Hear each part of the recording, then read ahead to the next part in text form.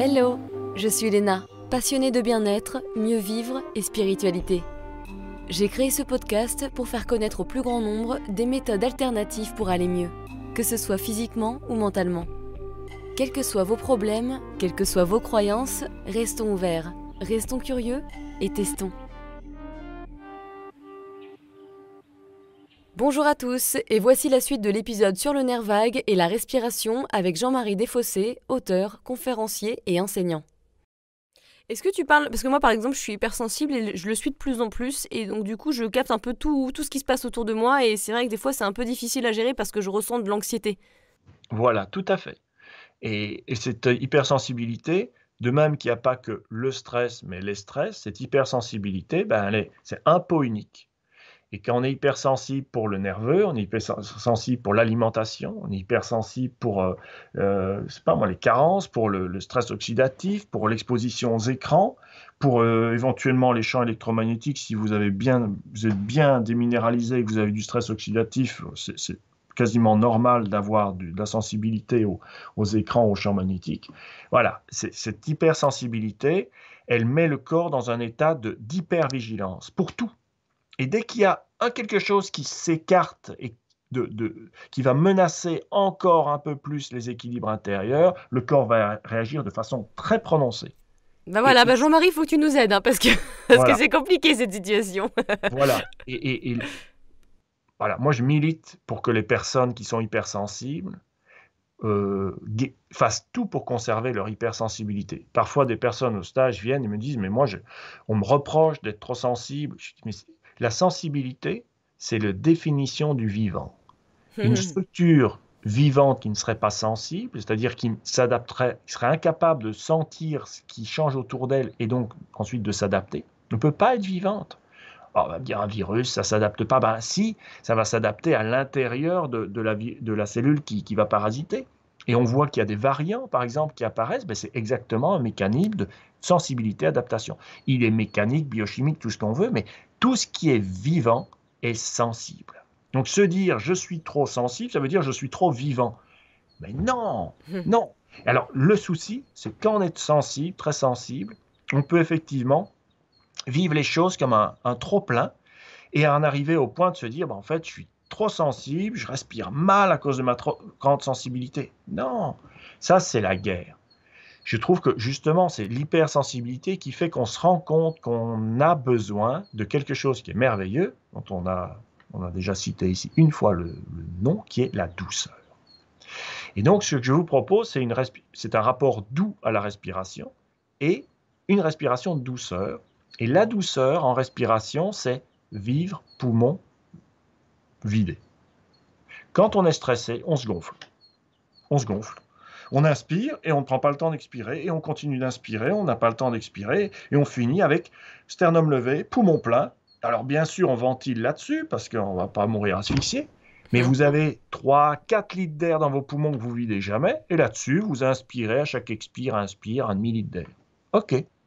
Et alors on nous dit, bah oui, mais avant vous allez respirer plus lent et puis plus profond et puis ça va aller mieux. C'est super, ça marche, c'est vrai, ça vide les poumons, mais le problème c'est qu'ils se remplissent après. Et surtout, il y a un souci, c'est que cette respiration ne peut pas être utilisée au quotidien. On pourrait, mais alors vous faites plus rien dans la vie. Parce que quand vous faites de la respiration lente, profonde, par exemple, comme il est proposé en cohérence cardiaque, et que vous ne faites pas juste 5, 15 ou 1 heure par jour, mais toute la journée, mais en fait, vous avez le cerveau tellement dans la douceur et la paix que vous n'êtes pas du tout fonctionnel. Oui, on n'est Moi, pas concentré là-dessus. Ah non, j'ai essayé, je travaille, j'ai beaucoup écrit, donc je me dis, voilà, je vais vivre en respiration 5 secondes, 5 secondes. Je regardais ma souris, je la prenais en me disant, mais à quoi ça sert déjà cet objet? Ah oui, voilà, tu te déconnecter au fur et à mesure, quoi. Ah, c'est extraordinaire. Alors, j'étais très bien, mais par contre, bon, bah voilà. Un peu à côté de la plaque, du coup. Voilà, alors, ça peut être un peu dangereux. Au volant, c'est vraiment déconseillé. Puis Bien même sûr. quand vous faites la cuisine, enfin, vous êtes dans la douceur et pas du tout dans l'alerte. Alors que faire? Eh bien, bon, il existe, donc il y a cette idée que je défends des poumons qui sont plus vidés. L'idée, ça va être de ne pas respirer plus de volume ou plus vite, plus lentement, mais la même chose. C'est 0,5, 0,7 litres d'air qu'on inhale. Il faudrait plus toujours par le nez plutôt que par la bouche, mais enfin bon, ça c'est presque une la cerise sur le gâteau. Mais au lieu de les avoir poumon plein, vous faites ça poumon vide. Ça va revenir au même. Hein. Vous respirez pas moins, parce que je viens de dire un livre qui disait ah on respire trop. Il y a quelque chose qui est en vogue maintenant, c'est la respiration intermittente, Buteyko. On vous dit bah arrêtez, retenez-vous de respirer, ça va vous faire du bien. Bon, enfin sur le long terme, ça va pas être payant cette histoire-là. Et non, vous respirez de la même manière, mais au lieu d'être poumon plein, prêt à exploser, vous faites en sorte de vous dire ok, je vais expirer 3 fois à la suite sans inspirer. Et là où je suis arrivé, ben, je vais reprendre ma ventilation normale. Et là, ce qui va se glisser en vous, c'est de la tranquillité, de la sérénité. Tu peux nous montrer une seule fois pour qu'on comprenne bien? Oui. Alors, avant de vous lancer là-dedans, j'ai une chose qui doit être dite, c'est que, en fait, la grande problématique pour les personnes, ça va être d'expirer 3 fois de suite sans inspirer. Tu m'étonnes. Normalement, ça doit être possible, puisque je vous dis qu'il y a 4 litres d'air dans les poumons, 3-4 litres qui restent et qui ne veulent plus sortir. Mais dans le corps humain, avec ce fameux langage du corps pour le cerveau, expirer, ça veut dire mourir. Et donc, oser expirer, oser vider les poumons, ça implique que votre corps, votre conscience et votre inconscient arrêtent d'avoir peur de la mort.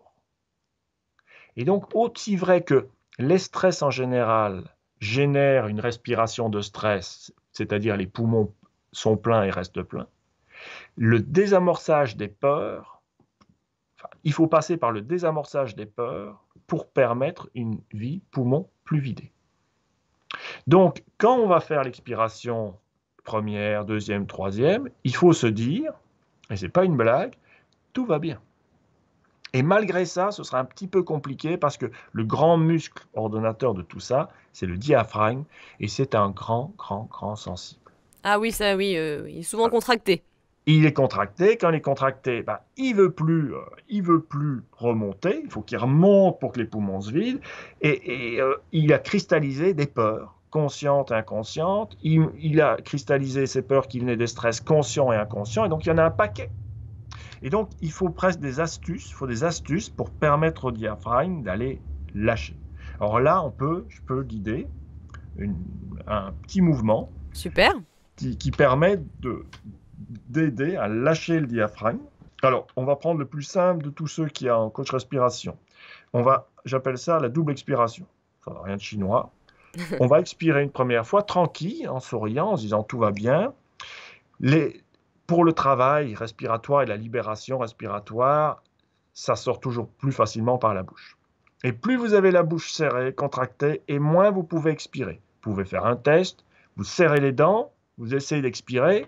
Léna, est-ce que vous y arrivez? Oui, c'est un peu plus compliqué. Ça bloque. Hein. Alors, on va faire tout à fait l'inverse. On va oser l'ouvrir. Vous voyez? On va arrêter d'avoir peur, on va oser l'ouvrir. Donc, on ne va pas dire au corps qu'on va expirer, on va dire qu'on va faire le chaud. Chaud, c'est comme quand on veut mettre de la buée sur une vitre. Et pour lui dire qu'on n'a pas peur du tout, on va oser l'ouvrir, c'est-à-dire on va ouvrir la bouche au maximum. Et voilà, ce qui est important là, c'est vraiment que la bouche s'ouvre. Quand vous écouterez ce podcast, vous serez sans doute tout seul. Donc, vérifiez avec la main qu'effectivement votre mâchoire baisse ou face à un miroir. C'est fort important parce qu'on a des inhibitions conscientes, inconscientes, sociales ou je ne sais d'où, qui font que même quand on se dit « allez, j'ouvrais la bouche au maximum », au final, on dessert à peine les dents. Le deuxième chose, c'est que quand on aura enchaîné ces 2 expirations, sans inspiration et avec une pause entre les deux, on va inspirer. Et là, le corps va reprendre ses peurs. Il va se dire, mais attends, tu es fou, tu as expiré 2 fois de suite, tes poumons sont vides, l'expiration, c'est la mort, vite, inspire. Et là, dans ce cas-là, typiquement, on va prendre une inspiration avec le sternum qui se relève du genre, j'ai réussi mon exercice. Et là, ça, c'est dommage. C'est loupé. Parce que on avait raconté une histoire de « je n'ai plus peur de la mort », toute mesure prise, bien entendu. Et derrière, à l'inspiration, par contre, on repart dans inspiration avec le sternum qui se lève, donc c'est le haut de la cage thoracique, le ventre qui se creuse, du genre comme si on avait de l'eau froide alors qu'on est en train de prendre une douche, vous voyez? Mmh. Et ça, c'est exactement ce qu'on veut plus. On veut plus que le corps utilise le haut du sternum pour inspirer.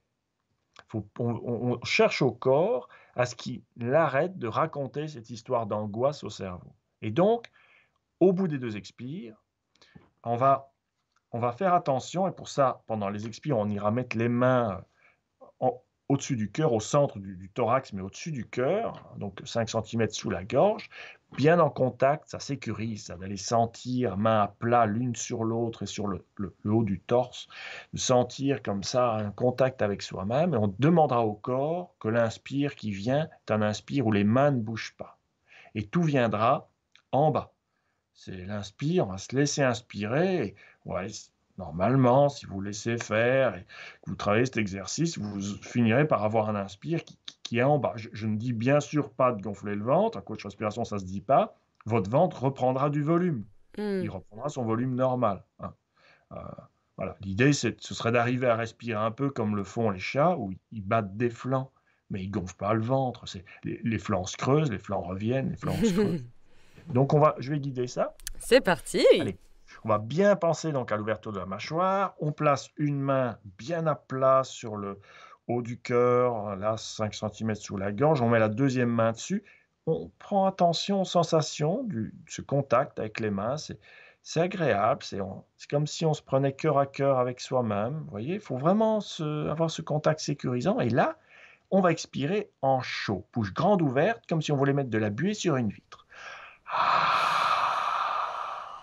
Au bout, on bloque, tout tranquille, pas de panique, on enchaîne avec une deuxième. Et là, je demande à mon corps d'inspirer sans que mes mains se soulèvent à nouveau. Et puis je peux recommencer. À nouveau, du chaud.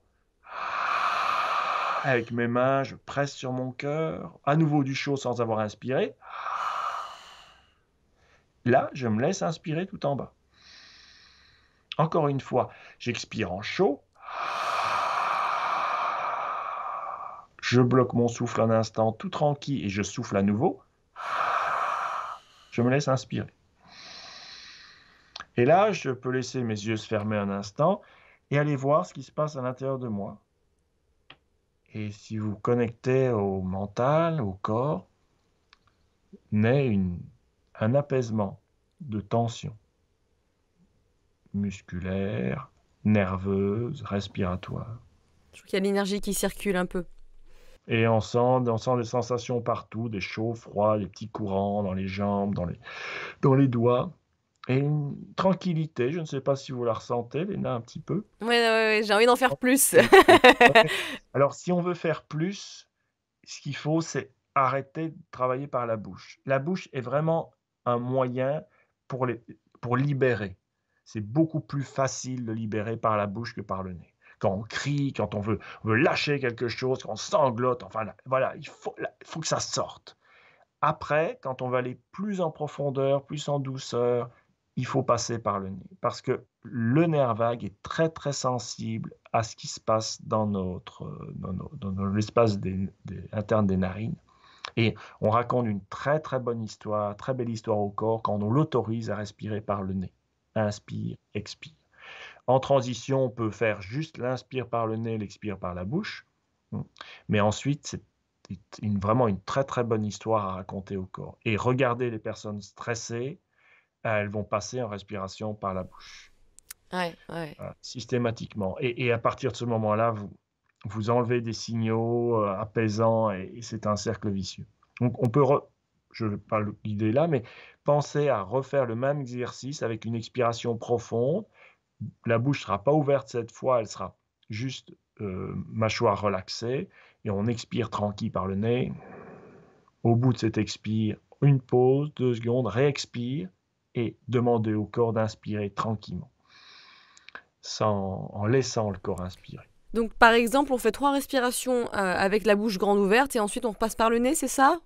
Bah, 3 avec les gestuels de respiration avec la mâchoire ouverte, ça va faire sortir tellement loin l'expire que ça risque de mettre les personnes au début Mmh. dans une sorte d'urgence à inspirer. Alors, lors des stages, je leur explique quand même que le record du monde d'apnée, certes poumon plein, mais enfin quand même, est de 11 minutes. Hein.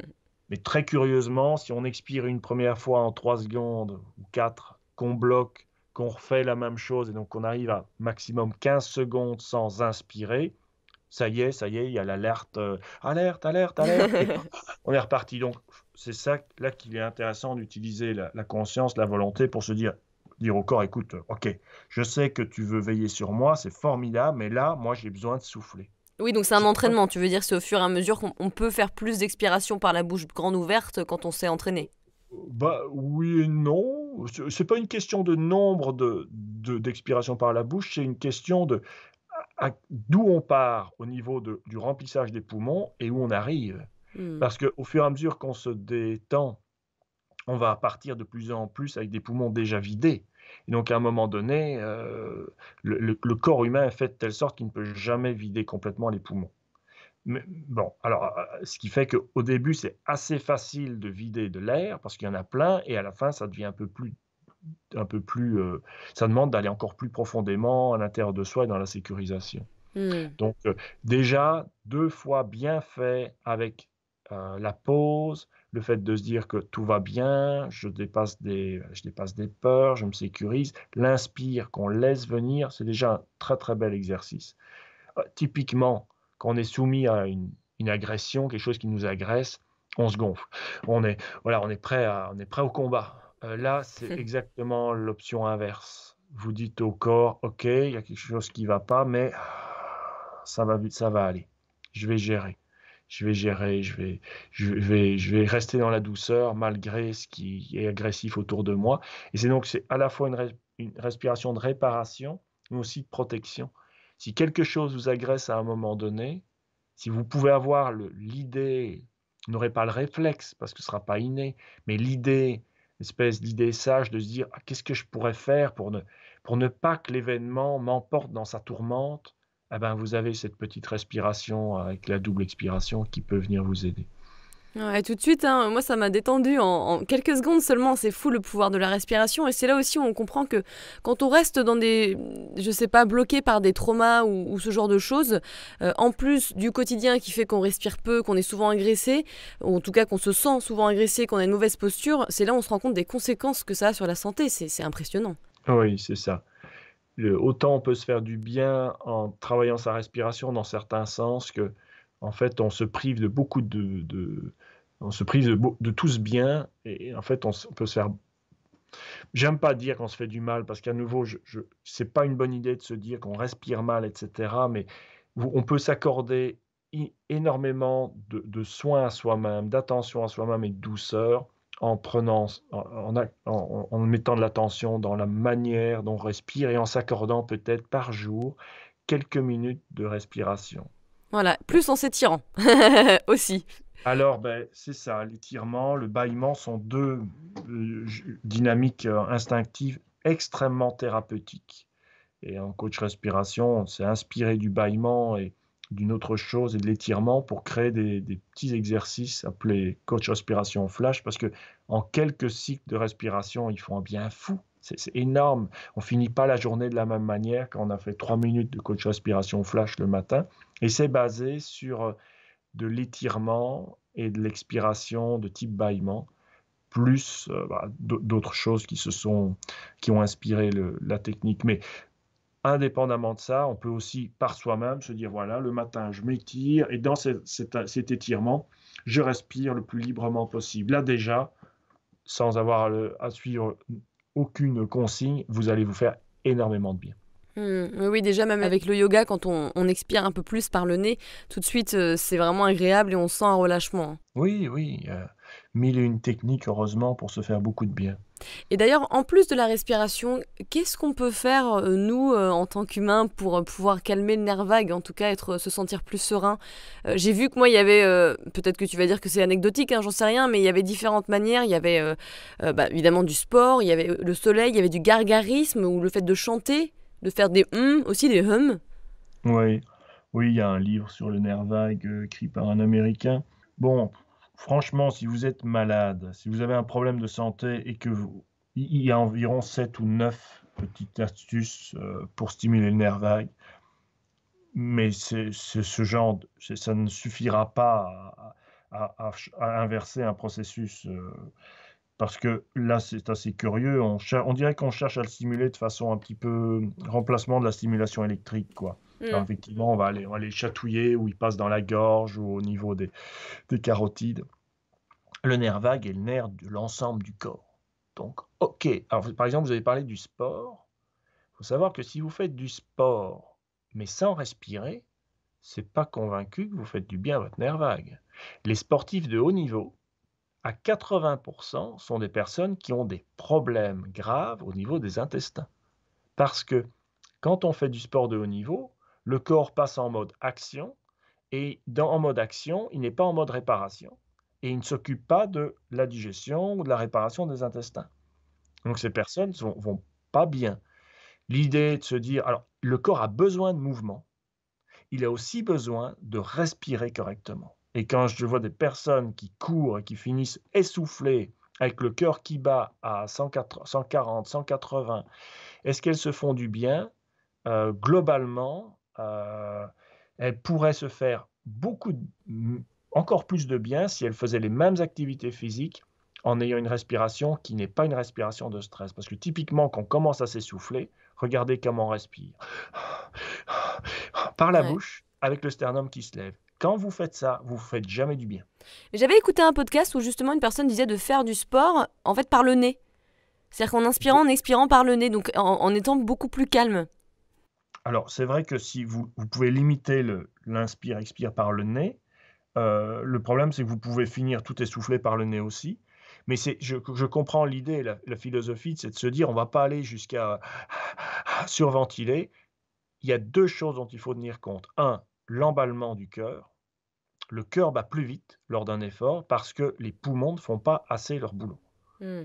Si c'est pour compenser ça, sinon à quoi servirait le fait que le cœur bat plus vite? C'est pas pour amener du sucre plus aux muscles, hein, ils en ont assez comme ça.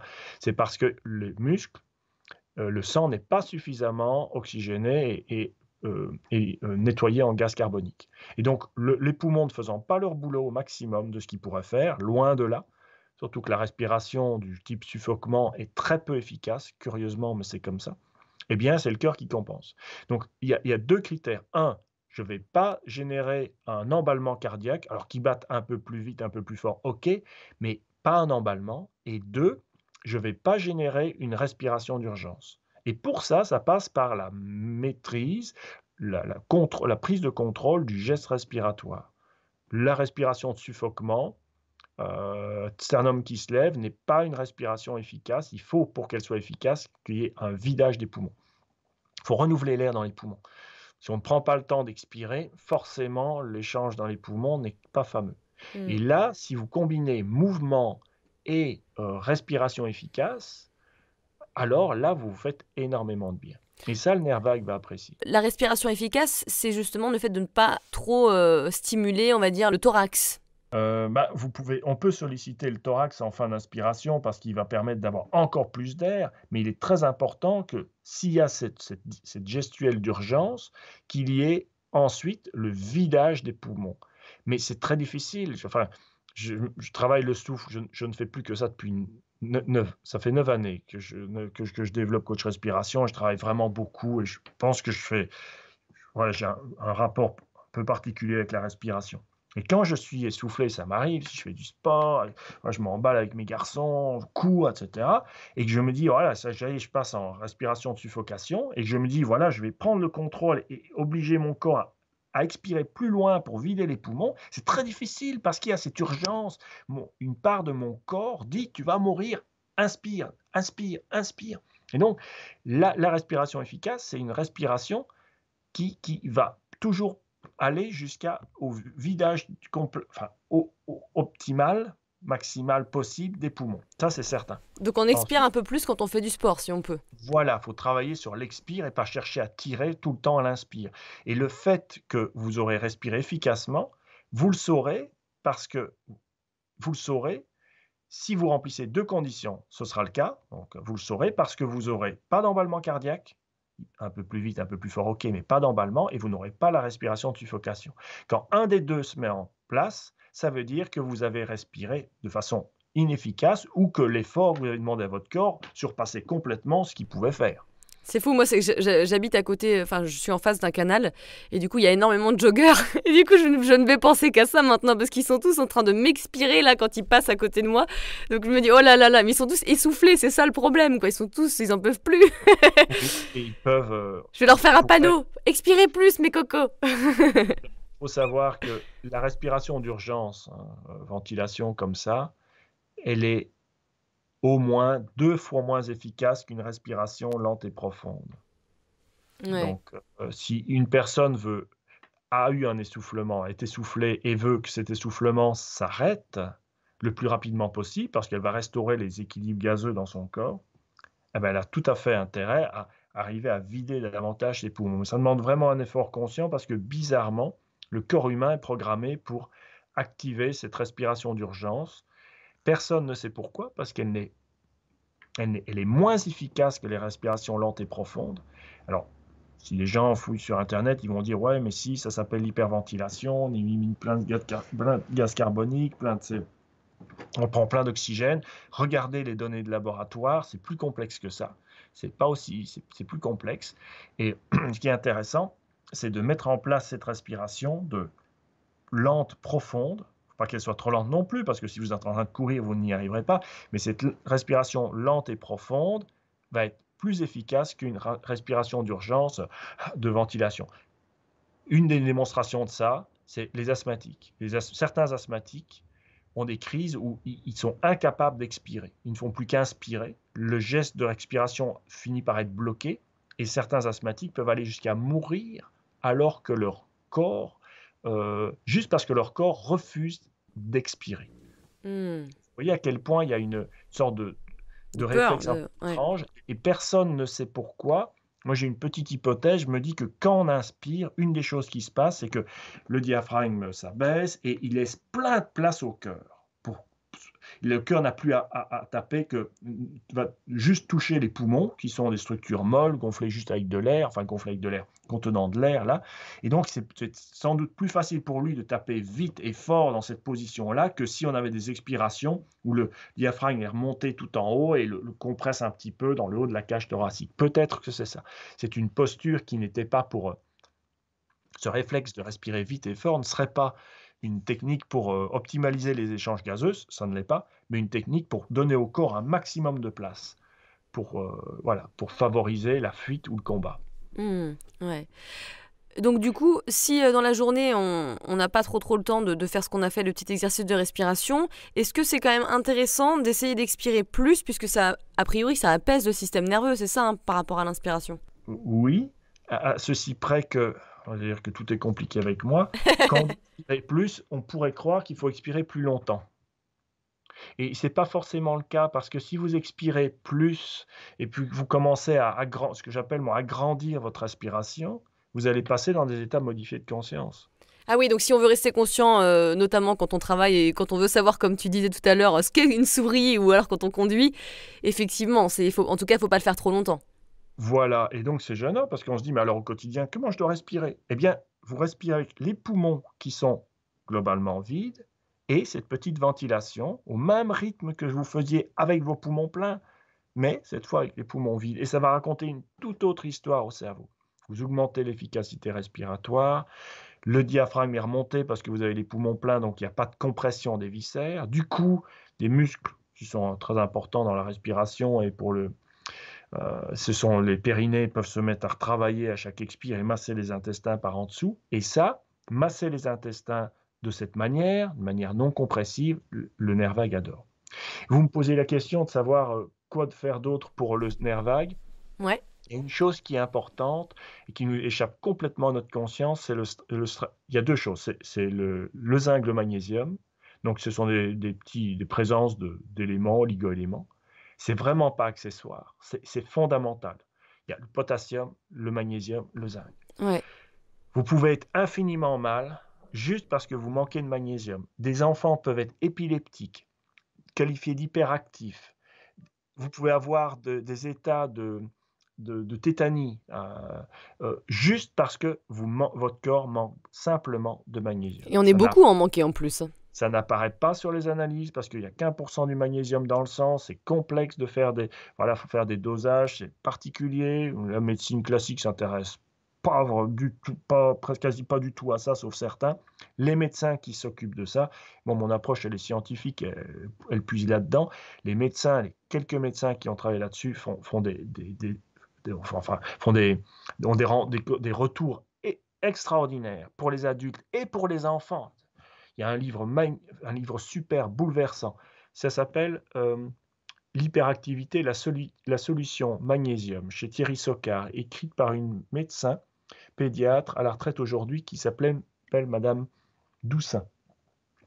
Eh bien, regardez, cette dame qui était pédiatre a pu guérir des enfants qui étaient sous traitement épileptique, qui étaient sous traitement de Ritaline, qui étaient sous... Voilà, c'est extraordinaire, juste en leur apportant le magnésium qu'ils ont besoin. Plus on est hypersensible, plus on en a besoin, et plus on est hypersensible, et plus on en perd, on en grille chaque jour. Exactement. Donc voilà, s'il y a des parents qui ont des soucis avec leurs enfants, regardez, procurez-vous ce petit livre, il coûte peut-être 10 €, c'est superbe, c'est un des axes par rapport à prendre soin du nerf vague, indispensable, le magnésium. Est-ce que tu penses qu'on est un peu tous carencés maintenant en magnésium? Ce qui est génial avec le magnésium, c'est que On peut pas en avoir trop, je crois. voilà, à moins d'avoir un problème rénal grave, si vous en ingérez trop, vous allez l'éliminer par les reins sans aucun problème. Alors, c'est vrai que ça peut être certains sels de magnésium sont laxatifs, mais pas si vous fragmentez bien et vous choisissez quelle forme vous prenez. Et donc, ça vaut la peine vraiment de prendre du magnésium. Et le docteur Moussin, elle insistait sur une chose, c'est de l'associer toujours avec de la vitamine B6. C'était sa clé. Parce que le magnésium seul Oui, c'est pas bien absorbé. ne donne aucun résultat. Voilà. Bon, voilà. Il y a le zinc qu'il ne faut pas oublier. Et là, avec le Covid, il y a des études dès le début qui avaient signalé que les gens qui étaient carencés en zinc développaient beaucoup plus facilement des formes graves, les formes sévères. Pareil pour la vitamine D, hein, celle qu'on fabrique avec le soleil, qui est vraiment importante. Et puis, il y a le stress oxydatif. Alors, c'est un truc, longtemps, je me suis dit, ouais, pour les Californiens, ça, c'est chouette, c'est pas vieillir, c'est des pilules, c'est du flan. Non. Vous coupez une pomme, une banane, vous observez un noircissement au endroit de la coupure. Ça, c'est une illustration du stress oxydatif. L'oxygène va réagir de certaines manières avec le vivant. Et notre corps doit tout le temps lutter contre ça. Et en même temps, être capable de aussi le permettre, parce que c'est comme ça qu'il va démolir des intrus, comme des virus ou des bactéries. Donc, il faut à la fois permettre au corps d'avoir ces antioxydants qui sont produits par lui-même et de ne pas non plus supprimer complètement sa capacité faut pas faire en sorte que le corps ne soit plus du tout capable d'avoir des antioxydants à l'intérieur puisqu'il en a besoin pour ses défenses. Mais sachez que le corps a besoin, pour fabriquer des antioxydants, de consommer des choses crues. Alors, je ne suis pas du tout un Jésus du manger que du cru. Je trouve que c'est dingue parce qu'on dit ah ça c'est bon, alors maintenant c'est 100% ça. Voilà, c'est fini, plus du tout de viande, plus du tout de légumes cuits, enfin non, mais du cru chaque jour, c'est formidable. Oui, on a incorporé, moi je sais que je fais toujours des crudités avec mes légumes cuits. Voilà, on a besoin, et nos enfants, je parle aussi des enfants parce qu'ils me tiennent vraiment à cœur, et eux, ils n'ont rien choisi du tout et ils ne peuvent pas choisir leur menu. S'il y a des parents qui écoutent ou dans les cantines, mais proposez aux enfants des légumes crus. Alors ça peut être à l'état de trace, parce que sinon les enfants, je ne parle pas de salade, hein. La salade, franchement, comme légumes crus, n'apporte pas d'antioxydants. Les fruits, les grands fruits en apportent assez peu, même si on nous dit que les oranges, etc. Ok, mais il faudrait prendre 10 oranges pour avoir une dose de vitamine C Oui, surtout que maintenant les sols sont pauvres. Voilà, et donc en plus, si les sols sont... Mais il y a il y a 2 familles de légumes qui sont extraordinaires. C'est la famille du chou. Donc c'est le chou, mais aussi les radis, la betterave, la roquette. les bêtes, hein, et puis la famille des oignons, avec évidemment l'oignon, et puis dans les oignons, il y a une petite chose que j'adore, La je suis fan, quercétine ou... c'est les poireaux. Ah, Les poireaux, oui, oui, non mais dans la famille des oignons, les poireaux sont extraordinaires. À l'origine, c'est une plante médicinale qui vient d'Iran, le poireau. Et c'est vrai qu'on en a fait un légume, mais les choux qui lorsqu'ils vieillissent, piquent parce qu'ils ont en eux certaines molécules. Et les poireaux, ce sont pas, et le persil c'est pareil d'ailleurs, ce sont pas des, des- des légumes, ce sont des médicaments. Ce sont des plantes thérapeutiques, ce sont des plantes médicinales. Donc, vous prenez du chou vert, enfin un bon chou vert, et vous coupez ça en petites lamelles et vous rajoutez aux choses cuites comme vous faites une fois que la température a chuté pour ne pas les détruire, les antioxydants qui sont toujours fragiles, très souvent fragiles à la température. Pareil avec le poireau, vous faites de l'émincé de poireau, vous le mettez comme si vous mettiez un petit peu de ciboulette, vous pouvez glisser ça. Imaginons que votre enfant, il mange du jambon, des tartines, des sandwichs de jambon, je ne sais pas moi. Eh bien, vous mettez ça un petit peu par-dessus. Ça va être caché. du poireau Cherchez pas cru, le hein. Oui, le poireau cru, Hmm. les choux crus, des légumes de ces deux familles, le chou et les oignons crus. Et vous les utilisez en condiment, si l'enfant, parce que vous ne pouvez pas manger du poireau cru, c'est piquant. Ça a l'avantage de ne pas donner une haleine terrible, contrairement à l'ail, qui est très très bien aussi, mais qui est et donc ça, c'est vraiment important parce que notre corps a besoin d'une diversité d'antioxydants pour être capable, lui, de fabriquer son antioxydant leader qui s'appelle le glutathion. Oui, alors ça oui, c'est hyper important, notamment quand on est en grossesse. Tout le temps. En fait, on en a vraiment besoin, notamment pour éliminer les métaux lourds qui sont aujourd'hui, on est beaucoup, beaucoup plus exposé aux métaux lourds qu'autrefois. Nos enfants, à nouveau, sont en première ligne. Et donc, il y a les légumes crus, les épices. Mettez des épices. C'est pas forcément du piment si ça vous dérange, mais mettez des épices parce que là aussi, vous avez des trésors d'antioxydants dedans. Et puis les petits fruits. Les petits fruits, c'est Myrtille, myrtille, fraises, framboises. fraises, framboises. Ils sont bien plus riches en antioxydants et en vitamine C que les gros. Ouais. C'est pas cher, il y a des petits sachets congelés. Alors, bio, ce serait peut-être mieux, c'est vrai, mais si vous n'avez pas les moyens, vous faites pas bio parce que la balance bénéfice-risque est énorme quand même d'en prendre. Et donc, une fois deux, trois fois par semaine, hop, une petite cuillère de ces petits fruits. Vous rajoutez dans les muesli. Moi, je les prends, je les mets dans un bol, je verse de l'eau chaude dessus. Ça ne va pas les griller parce que la compensation eau chaude, vu qu'ils sortent du congélateur, fait juste que ça les décongèle. Et là-dedans, je peux rajouter par exemple dans un muesli ou je les tartine sur le pain directement. Et ça c'est très très bien. C'est tout simple, c'est pas coûteux et ça permet de bichonner, chouchouter ce nerf extraordinaire, hypersensible qu'est le nerf vague. Ah bah oui, oui, oui, tu m'étonnes. Merci beaucoup hein, pour toutes ces explications, c'est fascinant, on pourrait t'écouter des heures, peut-être une prochaine fois d'ailleurs sur Horizon Podcast. Je voulais juste finir par un petit jeu de questions-réponses rapide. Alors je voulais savoir s'il ne restait qu'un seul livre autre que les tiens, lequel serait-il? Ça a été une révélation pour moi de lire le pouvoir du moment présent. Descartes Tolle? Edgar Tolle. C'est vrai que je l'ai lu alors que je commençais à aller mieux. Moi, j'avais passé ma vie à essayer au contraire de penser de plus en plus vite, de plus en plus de choses en même temps. Et ça a été un truc invraisemblable de me dire, tiens, c'est vrai, je peux pas. Et si j'essayais d'arrêter ma pensée une demi-seconde? Et ça s'est révélé être impossible un certain nombre de temps. Et ensuite, il y a eu tout ce chemin vers la respiration qui permet maintenant d'avoir des plages comme ça où effectivement On lâche le moment prise. présent est là. Ouais. Une routine matinale recommandée qui fonctionnerait pour tous. Ah ben, 3 minutes de coach respiration. C'est honteux, mais c'est vraiment une réalité. On fait tout pour que ce soit accessible, même sans payer, sans rien.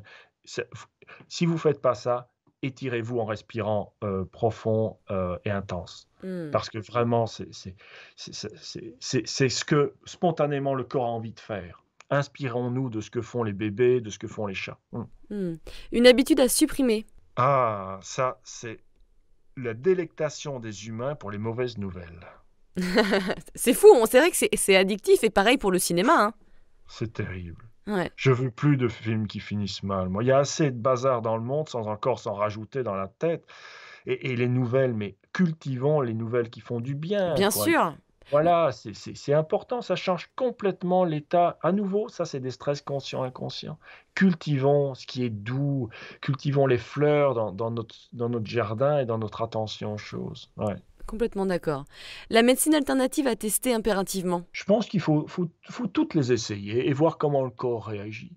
Parce qu'on est tous différents et toutes les techniques ont leur pôle d'excellence. Parfois, j'ai mon ego qui vient et qui dit ouais, non, mais ce que je fais est mieux. C'est faux. On est tous juste détenteurs d'une pièce d'un grand puzzle.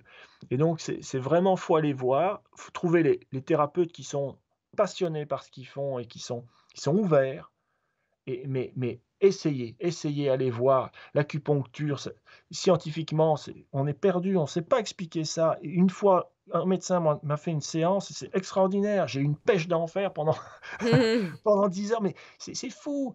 Voilà, donc faut essayer. Faut essayer avec des personnes passionnées, essayer, ouais. Oui, parce que souvent, il y a quand même beaucoup de personnes qui n'ont pas essayé et qui portent des jugements. Il y a beaucoup de préjugés dans ce monde quand même. Ben oui, oui, ou alors, oui, c'est vrai, c'est vrai. Après, parfois, on a essayé, on est divers, hein, on est multiples, reliés, mais en même temps, on est très divers. Et donc, certaines choses, pour certaines personnes, c'est à tel moment, ben, vont plus parler, porter que d'autres. Et voilà. Hmm. Après, bon, il y a peut-être des choses extrêmement farfelues et bizarres, mais on est tous chacun, on est adulte, on sait ce qu'on fait et on se laisse sentir. Si on peut vivre l'expérience, à partir du moment où c'est pas fumer des choses étranges, fumer la liane des morts, enfin ça se boit ce truc-là, ok, vivons l'expérience, c'est Hmm. riche. Oh, la vie, je ne dis pas qu'elle doit servir à ça, mais c'est ça aussi la vie, c'est l'ouverture à ce qui est différent. Voyez? Ça, c'est très thérapie par le Je nerf suis vague, ça. d'accord. Ouais, ouais, non, mais je suis complètement d'accord. Ouais, ouais. Et on peut faire le diagnostic. Vous savez, il y a des personnes parfois très agressives j'ai quelques vidéos sur YouTube en accès comme ça et parfois j'ai des commentaires que j'enlève, mais des personnes qui attaquent et bon, je me dis: «En fait, c'est juste des personnes qui sont toutes enflammées, toutes tendues» et ça sert de diagnostic. Si une personne vous agresse, vous dites pas il faut juste avoir pas de la pitié forcément, mais c'est juste une personne qui est toute enflammée. Et elle Ouais. peut pas faire autrement que comme elle est là. Et à l'inverse, une personne qui est tranquille, bah, sachez que, bah, son nerf vague, ouais, il marche bien et on pourrait tous être plus tranquilles. On sera d'autant plus tous tranquilles qu'on prendra soin du nerf vague pour nous-mêmes et des uns des autres. Totalement. Hmm. Quel conseil te donnerais-tu à ton plus jeune toi, 25 ans plus tôt, par exemple? J'aurais bien aimé avoir accès au livre que j'écris aujourd'hui. Ça aurait changé ma vie, mais en même temps, qu'est-ce que j'aurais donné comme conseil si je m'étais croisé? Un truc un peu énigmatique parce que faut pas la vie, ça doit être fait de découvertes et d'expériences personnelles. On Hmm. peut pas ce serait terrible qu'on mémorise tout ce que nos anciens ont vécu et que du coup on évite tout. Mais, qu'est-ce que je lui aurais dit? D'avoir confiance en la vie. Ouais. Là, ça revient souvent finalement. Je pense qu'on rajoute tellement de stress autour de nos expériences et de notre petite vie, c'est impressionnant. J'aurais dit que je comprendrais souvent, je ne comprendrais pas du tout pourquoi certaines choses m'arrivent, mais que je découvrirais à chaque fois après que ça avait un sens, dans le sens que la vie essayait de m'amener vers ce que je pouvais faire de plus créatif et de plus apaisant. Ça Hmm. ça je le Que tout a je un c'est des sens. choses que j'ai vécues, ouais. Ouais. Où est-ce qu'on peut te trouver? Où est-ce qu'on peut me trouver? Que ce soit sur les réseaux, que ce soit avec tes livres. Alors il y a, un site qui est école-coach-respiration, l'école de coach école coach respiration et là-dessus, il y a un site qui envoie sur le site de l'école. On a un petit bâtiment maintenant que j'ai rénové avec mes petites mains en 2 ans là, qui est tout accueillant, qu'on définit comme un espace de sensibilité pour se retrouver, où on donne des cours de coach respiration, d'intérieur, ou d'extérieur. Alors là, ça se fait dans la nature, des respirations dans la nature. Et là, ça envoie sur des liens sur 2 autres sites qui sont Sylvothérapie, que j'avais mis en place ouais, il y a des années, bien avant qu'on en parle, il y a 8, 9 ans. Et Donc, puis, en rapport peut-être avec je les arbres, hein, recommence. parce que les gens ne savent pas. Oui, c'est ça, c'est du bien-être avec les arbres, c'est se reconnecter aux sensations profondes intérieures. C'est le travail que j'essaye de faire. Offrir aux personnes la possibilité de se reconnecter avec leurs sensations profondes intérieures de douceur, hein, de paix et de douceur. Parce qu'on peut avoir aussi des sensations profondes de souffrance, hein, de souffrance psychique ou de souffrance corporelle.